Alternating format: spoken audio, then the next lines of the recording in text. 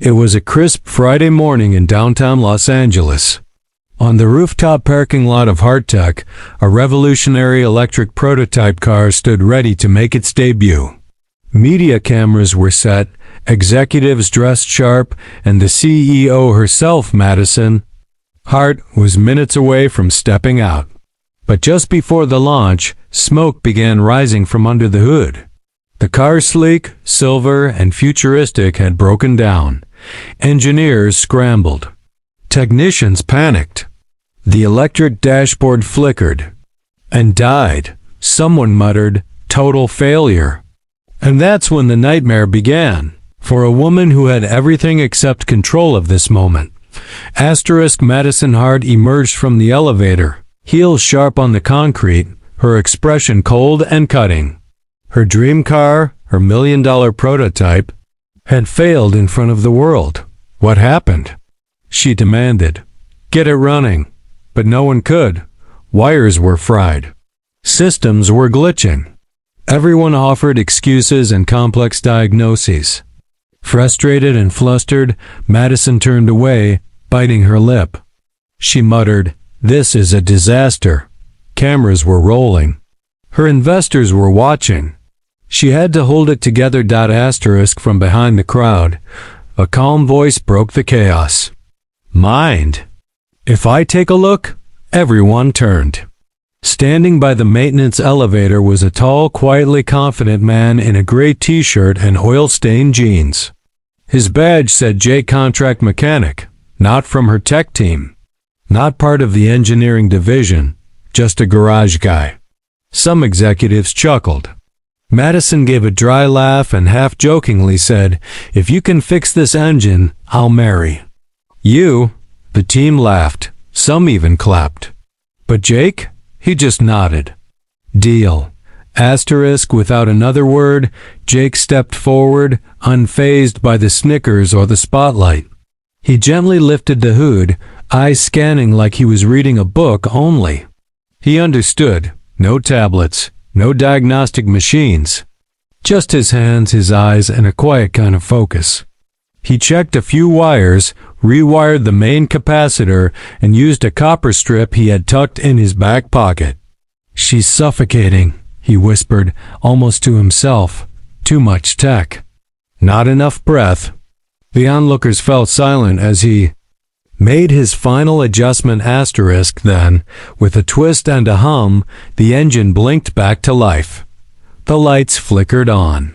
The dashboard glowed, and the once dead prototype came alive with a smooth, low purr. For a moment, no one said a word. Madison stepped closer, her voice barely above a whisper. "You actually fixed it." Jake simply wiped his hands on a rag and gave a small smile. She just needed someone to listen. That's all he said. No pride, no flirtation. Just that. And then he stepped back. Madison didn't know what to feel. She'd made that comment in stress, a throwaway joke, never expecting anyone to rise to it. But this man, this silent fixer with gentle hands and calm eyes, had done what her entire engineering team couldn't. She watched him walk away, not asking for a thank you, not staying for the applause. He went back to the maintenance elevator, disappearing as quickly as he came. And suddenly, the idea of a joke didn't feel so funny anymore. That evening, in her glass office high above the city, Madison sat alone. Her phone buzzed with congratulations. The launch was a success. Investors were thrilled, but her mind wandered. She opened her employee database and typed, "Jake Carter." No resume. Just a note, facility contractor. Often called when others give up. She sat back intrigued. Who was this man? Where did he learn this? And why had she never noticed him before? The next day, she made an excuse to visit the loading bay. There he was, working on a forklift motor, sleeves rolled up. She walked over with 2 coffees. "Thought you could use one," she said. Jake looked up, surprised but polite. "Thanks." She leaned on the railing and watched him work. "You always this calm under pressure?" He smirked. Machines panic when you panic, so I don't. There was no arrogance in his tone. Just honesty. That rare kind you didn't hear in boardrooms days. Past. Madison found more reasons to wander to places she never used to go. The maintenance office. The supply dock. The lower parking level. Each time, Jake was there quiet, grounded, and strangely comforting. He never brought up the engine. Or her words. And somehow, that made her want to talk to him more. He didn't treat her like a CEO. He treated her like a person.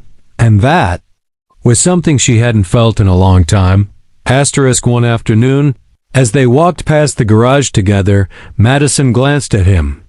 About what I said that day. Jake paused. Don't worry.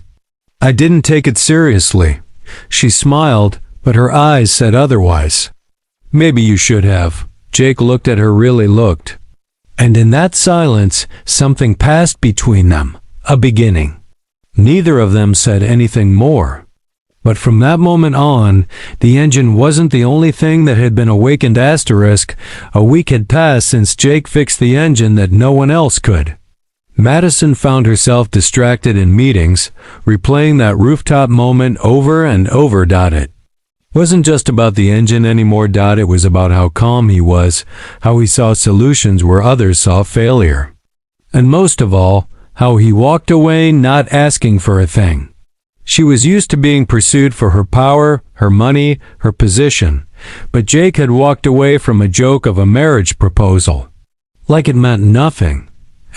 One evening, Madison stayed. Late in the office. The building was quiet. Outside, the sun was dipping behind the Hollywood Hills, casting gold across the skyline. As she poured herself coffee in the break area, she saw Jake across the floor, fixing a ceiling panel near the elevator. Working late too? She asked casually. He looked down, wiped dust off his hands, and nodded. Faulty sensor. It was. Easier to do it when no one's around. She offered him a cup. He took it with a small, genuine smile. They talked for nearly an hour that night. Not about engines. Not about hard tech. About music, childhoods, places they'd been. Jake told her he grew up fixing old trucks with his grandfather in the Arizona heat. Madison shared how her mother used to read her poetry before bed, even while struggling to pay rent. Two different worlds. One quiet rhythm. When she finally said goodnight, her voice was softer than usual. Thanks for the company. Jake nodded. Thanks for the coffee. Neither of them wanted to walk away. Over the next 2 weeks, they kept crossing paths. Sometimes by accident, sometimes very much on purpose. Once, Jake helped her carry heavy equipment to her car. Another time, she brought him lunch when he skipped his break. They laughed more. The silences became more comfortable. One afternoon, she asked him, "Do you ever miss being seen?" Jake raised an eyebrow. Seen? She explained. You fix everything, but you hide in the background. Jake shrugged. I don't need the spotlight. I just like things too. Work again. That answer stayed with her. Madison had built her entire world around the spotlight, interviews, TED Talks, gala events. But here was a man who didn't need any of it, and yet, somehow, was the most solid thing in her life lately. The more she saw him, the more she realized something unsettling. She trusted him. Deeply. That was rare for her. Even her board members made her feel like she was playing a game. But with Jake, there were no games. Just truth. One morning, Madison walked into the garage while Jake was tuning an old staff shuttle van. She sat on the workbench nearby and watched.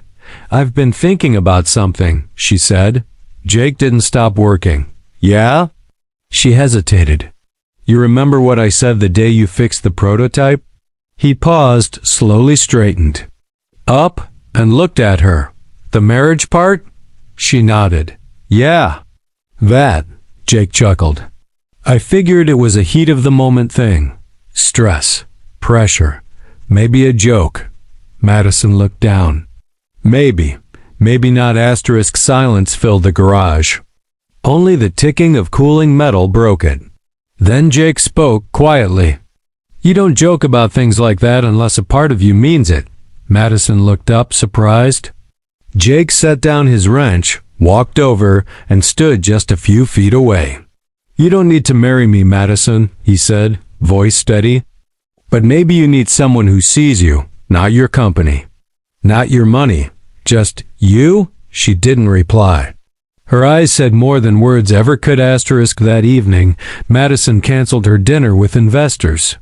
She called Jake. Meet me on the rooftop, she said. He arrived wearing the same gray shirt, hands still rough from work. She stood by the prototype car, the same one he'd brought back to life. The city lights shimmered behind her. This is where it started, she said. Jake nodded. Yeah. She stepped closer. You walked away like you didn't care. He smiled gently. No. I walked away because I did. Asterisk. The silence between them wasn't empty now. It was charged. Full. Of things unsaid, feelings acknowledged but unspoken. Madison reached into her blazer pocket and pulled out a small box. I was supposed to give this to a major investor tonight, she said. It's a partnership token. Jake raised an eyebrow. And? She opened it. Inside was a simple silver key symbolic of trust. I'm giving it to you instead. Jake didn't say anything. He just looked at her, eyes soft. That's the first real decision you've made all week, he said. Asterisk. They stood side by side, looking at the skyline.